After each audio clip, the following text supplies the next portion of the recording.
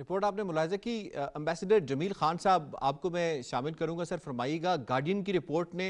कितने होशरुबा इंकशाफात किए हैं जो हिंदुस्तानी फौज और हिंदुस्तानी रियासत का जो नाम निहाद एजेंडा है नॉर्मलसी का, उसका पर्दाफाश कर दिया उन्होंने। दुनिया इस चीज का, और वो इस बात से भी है कि सिर्फ ये नहीं कि पाकिस्तान के रोजियर में चीजें शामिल हैं, उससे ज्यादा ये तमाम बातें जो जुल्म व तादरी जबर सितम कश्मीरियों के साथ चल रहा है और जो आपकी डॉक्यूमेंट्री में दिखाया गया है, वो तमाम तमाम बातें ह्यूमन काउंसिल के कमीशन ने और कमिश्नर ने खुद प्रेस के सामने पेश की हुई है। और गार्जियन ने भी इस बात की गवाही की है कि इलेक्शन का ढोंग रचाने की कोशिश की है मोदी सरकार ने। और मोदी सरकार का पता है कि मोदी सरकार ब्रुटल होती है, अब दबाव लेती है, अब ताकत लेती है आरएसएस से, जी और इसकी वजह से उनके कैंपों में आरएसएस के गुंडे फौजी कैंटोनमेंट्स में मौजूद, जो कि उनको छोड़ा जाता है, ये तमाम बर्बरियत को उनकी सिक्योरिटी फोर्सेस के साथ मिलकर करने की, और वो यही गार्जियन के भी रिफ्लेक्शन है। कश्मीरियों की एक अपनी आइडेंटिटी है, उनकी एक अपनी शनाख्त है, वो उस पर कॉम्प्रोमाइज नहीं करते हैं, और इसीलिए वहाँ एक सेल्फ ग्रोन जो एक वहाँ फ्रीडम फाइट करने की एक जज्बा है, वो इसीलिए कायम और दायम है इतनी कुर्बानियों के बावजूद, जो आपने अपनी डॉक्यूमेंट्री रिपोर्ट में देखा। तो उस लिहाज से अगर देखा जाए तो इस जज्बे को बताने के लिए दुनिया को कि वो इस तेगो तलवार के साए के बावजूद भी बाहर निकल के आए हैं, ये बतलाने के लिए कि उनकी शनाख्त पर हमला किया गया है। 370 और 35A को हटाकर उनकी एक हैयत पर हमला किया ठीक गया है। पे निकल के जरिए इस पर जरा बात करेंगे। एक्सीलेंसी, मैं आपको इन्वॉल्व, जमील खान साहब, हिंदुस्तान इस वक्त किस कदर उसका जो ये फॉल्ट लाइन एक्सपोज हो चुकी है कि पंजाब अब उसके हाथ से जा रहा है। कल कहीं रेफरेंडम पंजाब के अंदर होता है तो जो रिजल्ट आएगा हिंदुस्तान को इसका अंदाजा है। पूरी दुनिया में जो रेफरेंडम हो रहे हैं सिख फॉर जस्टिस के, वो क्या हमें बताते हैं? कनाडा में सबसे पहले तो देखते हैं ना कि 42,000 वोट डाले गए सिर्फ एक जगह पर जब रेफरेंडम की बात आई, और इंडिया को क्योंकि ये बात हजम नहीं हो रही थी, तो उन्होंने ट्रांसनेशनल टेररिज्म के जरिए, अपने एजेंट्स के जरिए, रॉ के एजेंट्स के जरिए प्रदीप सिंह को वहां मरवा दिया। और उसके बाद फिर उधर भी उनको सब्र नहीं आया, तो जब जो अमेरिका में पूनम सिंह, उनको उनको असैसिनेट करने की कोशिश की गई, और जब उसमें शोर शराबा हुआ तो फिर वो उन्हें शर्मिंदगी भी नहीं हुई उस पर। अब तो समन भी इशू हो गए हैं उनके कोर्ट के जरिए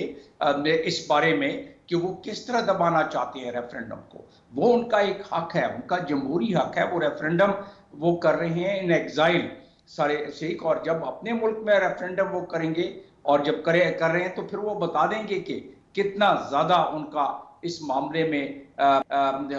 सोच है और क्या उनका फैसला है कि पंजाब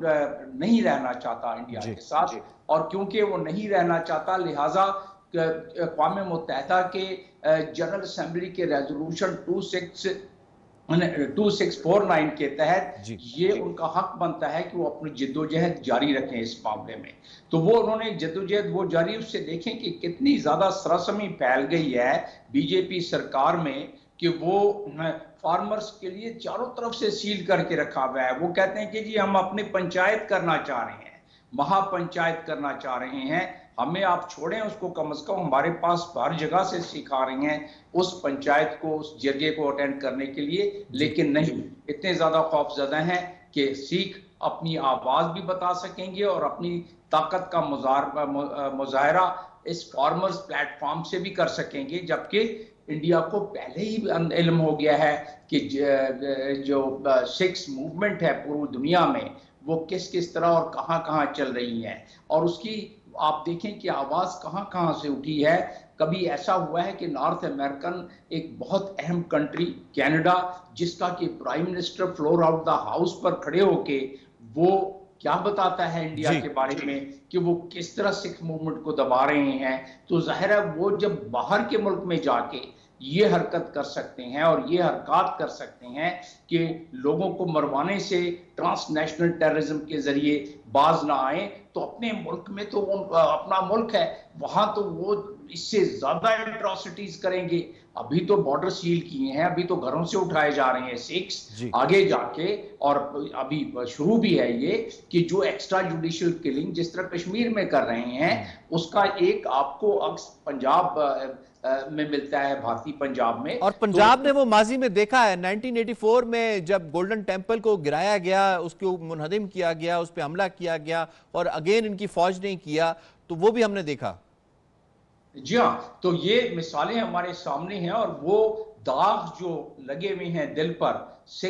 पूरी सिख कम्युनिटी के, उनको पता है कि किस तरीके से गोल्डन टेम्पल पे उनकी मजहबी अकीदत के सबसे ज्यादा सेक्रेड प्लेस को और जिस तरीके से उनके लीडर को और जिस तरह लोगों को वहां जाके उनको कत्ल गारत किया गया, तो वो दाग अभी धुले तो नहीं है। जिस तरह के इंडिया में बाकी माइनॉरिटी मुसलमानों के साथ कर रहे हैं, बाकी माइनॉरिटीज के साथ कर रही हैं, उससे कम तो ये नहीं करें। देखिए, इसका एक पूरा पैकेज ध्यान में रखें। पैकेज ये है कि इंडिया माइनॉरिटीज के लिहाज से, अमेरिका की इस पे एक रिपोर्ट आई हुई है इसमें रिलीजियस फ्रीडम के बारे में, उन्होंने तमाम चीजों का जिक्र किया हुआ है। रिलीजियस फ्रीडम के हवाले से कमीशन की रिपोर्ट है, जिक्र किया हुआ है कि वो सिख्स के साथ क्या कर रहे हैं, क्रिश्चियंस के साथ क्या कर रहे हैं, दलित के साथ क्या कर रहे हैं, मुस्लिम माइनॉरिटी के साथ क्या कर रहे हैं, जो जो ज्यादतियां, और उस पर उन्होंने कानून बना ली है। देखिए, ये जो इन्होंने डोमिसाइल लॉ बनाया